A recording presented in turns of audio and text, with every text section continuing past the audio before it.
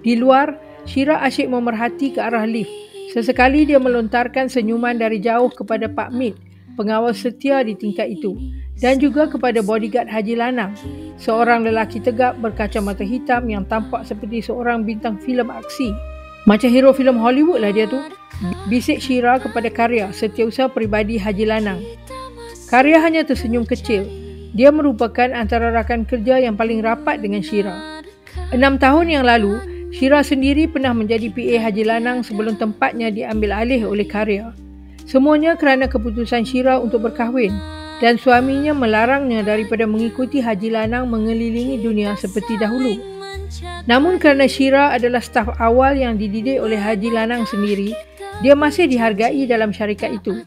Kini dia ditugaskan sebagai PA kepada Harry, menantu Haji Lanang yang juga CEO syarikat induk Lanang Budaya Berhad.